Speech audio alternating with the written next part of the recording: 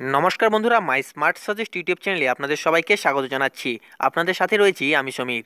তো বন্ধুরা, আপনারা হয়তো অনেকেই জানেন যে যুবশ্রী প্রকল্প থেকে প্রতি মাসে 1500 টাকা করে বেকার ভাতা পাওয়া যায়।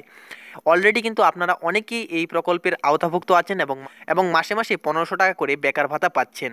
এবং অনেকেই আছেন যারা এখনও পর্যন্ত এই প্রকল্পের জন্য আবেদন করেননি। তো আজকের ভিডিওতে কিন্তু আমরা দেখব যে কি করে আমরা আবেদন করতে পারি এই যুবশ্রী প্রকল্পের বেকার ভাতার জন্য। তো ভিডিও শুরু করব, তো তার আগে আপনাদেরকে করছি একটি ছোট্ট রিকোয়েস্ট। যদি আপনি আমাদের এই চ্যানেলটিতে নতুন হয়ে থাকেন তাহলে অবশ্যই আমাদের এই চ্যানেলটিকে সাবস্ক্রাইব করে নেবেন এবং পাশে থাকা বেল আইকনটিতেও একটি ক্লিক করে রাখবেন, কারণ এই ধরনের পরবর্তী ভিডিও এবং বিভিন্ন সরকারি এবং বেসরকারি চাকরির খবরাখবরগুলো সবার আগে পাবার জন্য। তো চলুন কথা না বাড়িয়ে আজকের ভিডিও শুরু করা যাক। তো আপনারা আপনাদের কম্পিউটার কিংবা মোবাইল ফোনের যে কোনো ব্রাউজারে গিয়ে আপনারা লিখবেন এমপ্লয়মেন্ট ব্যাংক। এমপ্লয়মেন্ট ব্যাংক লিখে সার্চ করবেন, তো সবার প্রথমেই দেখবেন যে এমপ্লয়মেন্ট ব্যাংক লিখে যে লেখাটি চলে আসবে সেই লেখাটিতে আপনারা ক্লিক করবেন। তো এখানে ক্লিক করলেই কিন্তু আপনার সামনে সেই অফিসিয়াল ওয়েবসাইট ওপেন হয়ে যাবে। তো একটু ওয়েট করুন, অফিসিয়াল ওয়েবসাইটটি আমার সামনে ওপেন হচ্ছে। তো আপনারা কিন্তু ইতিমধ্যেই দেখতে পাচ্ছেন যে অফিসিয়াল ওয়েবসাইট ইতিমধ্যেই আমার স্ক্রিনে ওপেন হয়ে আছে। তো আবেদন প্রক্রিয়া শুরু করার আগে আপনাদের আরও একটি কথা আমি বলতে চাই, যেটি হচ্ছে আপনারা যারা যারা এর জন্য অলরেডি আবেদন করেছেন কিংবা আবেদন করবেন, আপনাদের এটা জেনে রাখা ভালো যে আবেদন করে আপনারা জমা করলেই কিন্তু আপনারা পাবেন না।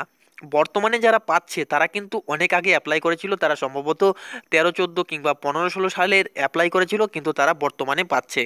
তো আপনারাও যদি আবেদন করেন এবং আবেদন করে এটা সমস্ত প্রসেস কমপ্লিট করেন, আপনাদেরও কিন্তু এটা প্রসেসিং হয়ে আসতে একটু টাইম লাগবে এবং আপনাদের পেতেও একটু টাইম লাগবে, যার জন্য আপনাকে কিন্তু ওয়েট করতে হবে। তো চলুন কথা না বাড়িয়ে দেখে নেই যে কী করে আপনারা আবেদন করতে পারবেন। তো আপনারা সরাসরি এই অফিসিয়াল ওয়েবসাইটে ভিজিট করবেন এবং ভিজিট করার পর এখানে দেখুন আপনারা একটা অপশন পাচ্ছেন যে নিউ এনরোলমেন্ট জব সিকার। এই লেখাটিতে আপনারা ক্লিক করবেন। তো এই লেখাটিতে ক্লিক করলেই আপনার সামনে আরও একটি পেজ ওপেন হয়ে যাবে। তো আপনারা দেখতে পাচ্ছেন পেজটি আমার সামনে ওপেন হয়ে গেছে। তো এখানে দেখুন কিছু টার্মস অ্যান্ড কন্ডিশন দেওয়া রয়েছে এর ব্যাপারে। তো আপনারা ভিডিওটি পোস্ট করেও এটা পড়ে নিতে পারেন কিংবা অফিসিয়াল ওয়েবসাইটে ভিজিট করেও আপনারা পড়ে নিতে পারেন। তারপর নিচের দিকে আসবেন, তো এই লেখাটিতে আপনারা একটি টিক দেবেন। টিক দিয়ে অ্যাকসেপ্ট অ্যান্ড কন্টিনিউ অপশানটিতে আপনারা ক্লিক করবেন। এখানে ক্লিক করলেই আপনার সামনে আরও একটি পেজ, সেই ফর্মের পেজটি ওপেন হয়ে যাবে। তো আপনারা একটু ওয়েট করুন, নিচের দিকে আমরা নেমে যাব। তারপর দেখতে পাচ্ছেন যে প্রথমেই রয়েছে আপনার নেম, রাইট ফুল নেম। আপনার যে সম্পূর্ণ নামটি এই ঘরটিতে আপনারা দিয়ে দেবেন। তারপর দেখুন আপনার ফাদার্স এবং মাদার্স, আপনার পিতা এবং মায়ের নাম এখানে দিয়ে দেবেন। তারপর স্পোর্টস নেম যদি থাকে তাহলে এখানে দিয়ে দেবেন, স্পোর্টস নেম দিয়ে দেবেন। এবং আপনার যে আপনার সেক্স সিলেক্ট করে নেবেন এখান থেকে মেল ফিমেল আদার্স কি ক্যাটাগরি রয়েছেন আপনি সেটা সিলেক্ট করে নেবেন। তারপর আপনি এখান থেকে আপনি আপনার কাস্ট সিলেক্ট করে নেবেন, আপনি কি কাস্টের নেবেন, ওবিসি, ওবিসি এ, বি, আপনি যে ক্যাটাগরি সেটা সিলেক্ট করে নেবেন। তারপর এখান থেকে দেখুন আপনার রিলিজন, আপনার ধর্ম কি, আপনি কোন ধর্মের লোক, যদি বৌদ্ধ, খ্রিস্টান, হিন্দু, সিম, আপনি যে ধর্মের লোক সেটা আপনি এখান থেকে সিলেক্ট করে নেবেন। তো এখান থেকে সিলেক্ট করে নেওয়ার পর তারপর আপনার যে ম্যারিটাল স্ট্যাটাস, তো আপনি সেটাই লিখে দেবেন, সিলেক্ট করে নেবেন। তারপর এখানে আপনি আপনার ডেট অফ বার্থটা দিয়ে দেবেন। তারপর এই সাইডে লক্ষ্য করুন যে এখানে একটি কলামস রয়েছে কন্ট্যাক্ট ইনফরমেশন। এই কন্ট্যাক্ট ইনফরমেশনের কলামসের প্রথমে আপনার যে পোস্টাল অ্যাড্রেস, মানে আপনার সম্পূর্ণ অ্যাড্রেসটা দিয়ে দেবেন। স্টেট সিলেক্ট করার দরকার নেই, এখানে দেখুন আপনার ডিস্ট্রিক্টটা চাইছে। তো এখান থেকে আপনি এখানে ক্লিক করে আপনি আপনার ডিস্ট্রিক্টটা এখান থেকে সিলেক্ট করে নেবেন। আপনি যে ডিস্ট্রিক্টেরই বাসিন্দা সেটা আপনি সিলেক্ট করবেন। তো ডিস্ট্রিক্ট সিলেক্ট করে নেওয়ার পর এখান থেকে আপনি আপনার সাব ডিভিশন সিলেক্ট করে নেবেন। সাব ডিভিশন আপনার যে সাব ডিভিশনের আন্ডারে রয়েছে আপনি সেই সাব ডিভিশন এখান থেকে সিলেক্ট করে নেবেন। তো তারপর এখান থেকে আপনি আপনার ব্লক কিংবা মিউনিসিপ্যালিটি আপনি এখান থেকে সিলেক্ট করে নেবেন। তো আমি কিন্তু এখন যে কোনো একটা করে নিচ্ছি। তারপর এখানে আপনি আপনার পিনকোড দিয়ে দেবেন এবং এখানে আপনি আপনার মোবাইল নাম্বার দিয়ে দেবেন। তারপর এখানে আপনি আপনার ইমেল অ্যাড্রেস দিয়ে দেবেন। ইমেল অ্যাড্রেস দিয়ে তারপর এদিকে দেখুন ফিজিক্যালি চ্যালেঞ্জেড, আপনি কি ফিজিক্যালভাবে কোনো মানে আছেন, আপনি কি কোনো ফিজিক্যাল হ্যান্ডিক্যাপ কিংবা যদি থাকে তাহলে ইয়েস করবেন, না হলে নো করবেন। এবং আপনি কি যদি এক্স সার্ভিসম্যান হয়ে থাকেন তাহলে ইয়েস করবেন, না হলে নো করবেন। তারপর দেখুন এখানে রয়েছে এডুকেশান ডিটেলস, আপনার শিক্ষাগত যোগ্যতা। তো আপনি এখান থেকে এখানে সিলেক্ট করে আপনি এটা সিলেক্ট করে নেবেন আপনি যা পাস করেছেন। আপনার যদি সর্বোচ্চ যোগ্যতা যাই হয়ে থাকে মাধ্যমিক থেকে, কিন্তু আপনাকে এখান থেকে শুরু করতে হবে। তো আপনি এখানে মাধ্যমিক সিলেক্ট করে নেবেন, মেট্রিক পাস। তারপরে আপনি কোন বোর্ড থেকে পাস করেছেন সেটা আপনি এখানে দিয়ে দেবেন। তো সেটা আপনি এখান থেকে সিলেক্ট করে নেবেন কোন বোর্ড থেকে আপনি এটা করেছেন। এখানে সমস্ত বোর্ড রয়েছে, তো আপনি কোন বোর্ড অফ স্কুল থেকে করেছেন সেটা আপনি এখান থেকে দিয়ে দেবেন।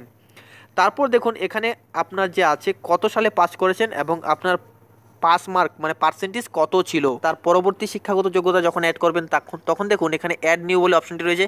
এখানে ক্লিক করলে ঠিক একইভাবে আরেকটি খুলে যাবে, আবার অ্যাড নিউ করলে আরও একটি খুলে যাবে। তো আপনি আপনার যে শিক্ষাগত যোগ্যতাগুলো রয়েছে সেভাবে কিন্তু অ্যাড নিউ করে করে আপনি এগুলো এখানে অ্যাড করতে পারেন। তারপর দেখুন এখানে ল্যাঙ্গুয়েজ রয়েছে, মানে আপনি কি কি ভাষা জানেন। তো এখানে সিলেক্ট করে আপনি এখান থেকে, আমরা যেহেতু বাঙালি লোক তো বাংলাটা আমি সবার প্রথম রেখে দেবো। তো দেখুন এখানে বলা হয়েছে আপনি কি বাংলাটা মানে পড়তে পারেন, তাহলে টিক দিয়ে দেবেন। আর যদি আপনি এটা লিখতে পারেন তাহলে টিক দিয়ে দেবেন।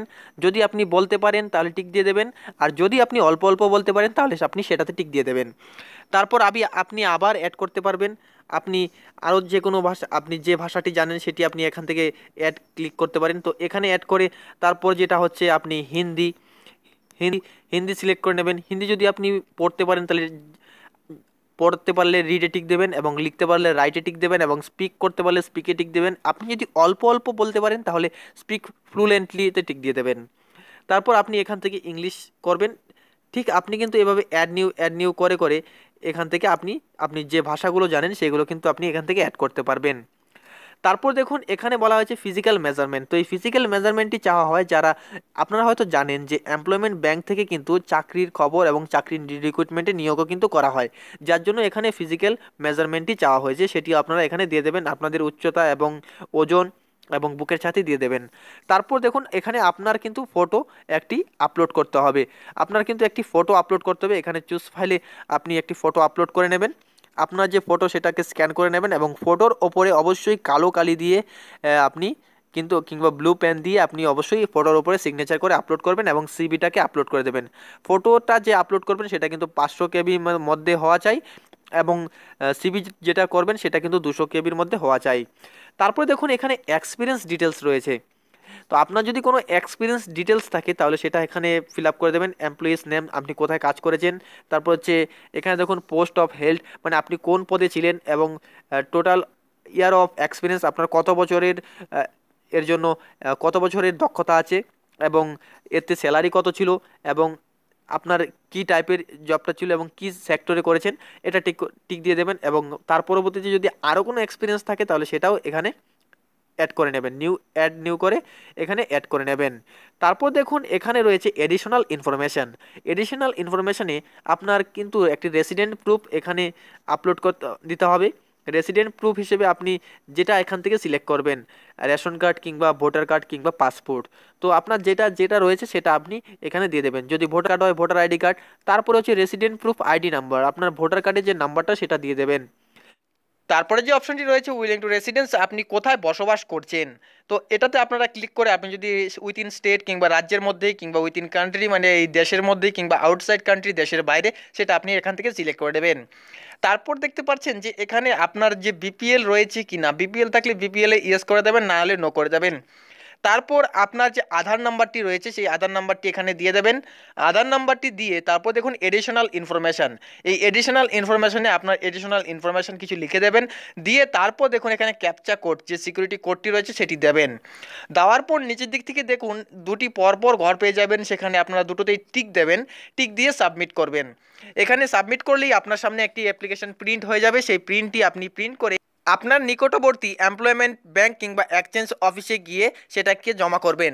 সেখানে জমা করলেই আপনার মোবাইলে একটি এনরোলমেন্ট নাম্বার চলে আসবে এসএমএসের মাধ্যমে। সেই এনরোলমেন্ট নাম্বারটা কিন্তু আপনি যত্ন সহকারে রাখবেন, কিন্তু এটাই আপনার প্রয়োজন হবে যখন এই প্রক্রিয়াগুলো পরবর্তী স্টেপে আসবে।